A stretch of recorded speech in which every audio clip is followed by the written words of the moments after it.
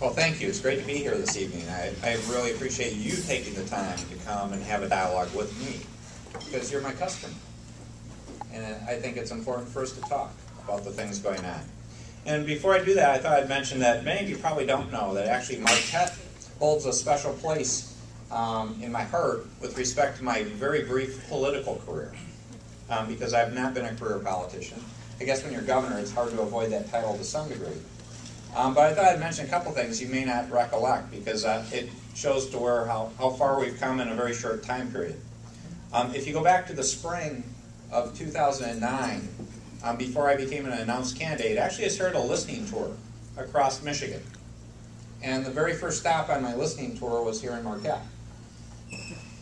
Most of you weren't there. A few people were that are in this room, and I'm very proud to say they became great supporters. So in terms of that, that was one of the true starting points of the campaign. The second large milestone that also happened in Marquette was the thing that really got me on the map in many respects, and that was the Super Bowl ad, the Tough Nerd ad. That really started the momentum going, and most of you may not realize, actually when the Tough Nerd ad launched, it was at the Super Bowl in February of last year. And the party we had where I was at when the Super Bowl was held was here in Marquette. So actually Marquette has two major milestones in my brief political career that I'll always remember in a very positive way. And for those of you that were supporters that happen to be among the few that were either at one or two of those both events, you can use an expression that I like to say very often is they're members of the Margin of Error Club. And the reason I said that until sometime after the Super Bowl ad is I would have people actually come up to me if you look at the polling results and they would say, did you realize you could be a negative number? Because if you took where I was in name recognition and you applied the margin of error, I actually could be a negative number. So they would come and I would thank them for those very helpful comments and then move on. So Marquette has a great track record in my book, and I'm very happy to be back again, because it is important to have a dialogue. So I'm very pleased to be here tonight to give you an update, at least on my perspective on some of the things that have gone on in Lansing, where we're at and where we need to go. And I believe we have done a lot, but we've got a lot more to do. And to put it in a simple sense, what roadmap do I use to measure things by? It goes back to what I talked about from the very beginning. We needed a vision in Michigan. And the vision I have for Michigan is to reinvent our state. Fixing Michigan is not good enough. It really isn't. In too many metrics, we're near the bottom. We're 50 in some, we're 45 out of others. And if I looked at it and I said, adding 2 or 3 places is not something I aspire to. And I don't believe any of us do. Our goal should be to be top 10 and number 1. So simply fixing things is not good enough. We need to be focused on reinvention. We have to have that fire and passion to do more than just do okay. And the 2 driving themes that go along with that are, first, the need for more and better jobs. Because fundamentally that's the issue in front of us. If we talk about these issues, and we will, if you boil it down to many of the solutions, the solution that comes back most often is simply the need to have more and better jobs. We need to grow the economic pie.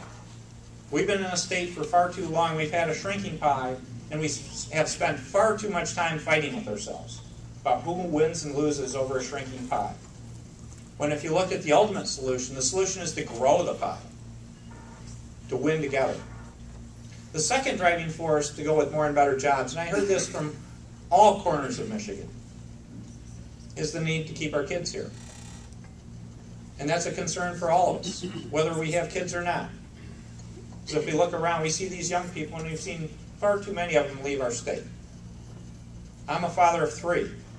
I want to have my kids have an opportunity to have a life in Michigan like I've had, and a better life, in fact. So those are the 2 driving forces behind that vision. Now, you need a plan to go with that. And so I had a 10-point plan that we're executing on. It's really interesting in the political world as I go around. I've had people in Lansing come up and say, why did you do that? And I said, well, it was in our 10-point plan. And they would say to me, yeah, but we never expected you to do what you had in your plan. I'm an old-fashioned Michigander. If you say you're going to do something, you do it. So we are executing on the plan. And that gets to the last point. You can talk all you want, but really what matters is action. Talk doesn't solve things. You have to take tangible action that really makes a difference in people's lives. And the methodology we're using, which I believe is one of the major contributors to our success so far, is an approach that I call relentless positive action. And what is relentless positive action? It's taking a new approach to doing things. It's standing up to say, first of all, spend no time on blame. And I'm proud to say we don't blame anyone for anything, whether that problem's a year-old problem or a 40-year-old problem. Spending time on blame is exercising negative energy. It has no value. It has never solved the problem. The second piece of relentless positive action is we don't care about credit. The only thing that matters is the team wins together, that all of us win together. Not who did it, but did we succeed together? And that gets back to the focus point of relentless positive action. The focus is not on fighting with anyone. It's on solving a problem. It's standing up to say, if you look at Michigan's situation, we have a lot of problems that need to be solved. And again, some of these problems have been there for a very long time. But we're systematically going through that list saying, we're going to knock these off one after another in a relentless fashion. And we're going to take on problems that people have been afraid to take on for a lot of years because they need to be solved now. And that gets back to that point about our kids. My commitment is to take on the tough things now so we're not leaving those behind for our children. And that's the attitude of relentless positive action. Now, to do all this, you have to bring a new approach to how you consider time. And to put it in a simple sense, we act as if this is a crisis, because this is a crisis still. And it's not a crisis of panic. It's not a crisis of fear.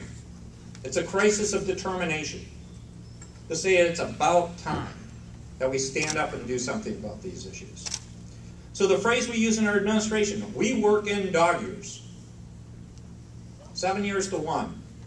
And when I told our team our goal was to get 4 years worth of work done in the first 6 months. And I'm proud to say I believe we have achieved that benchmark.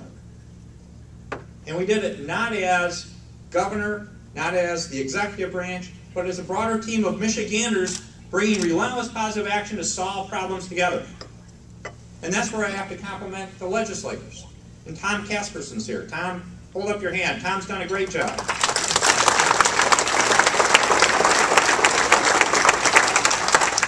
Because it's all about teamwork. And again, problem solutions. So what have we worked on?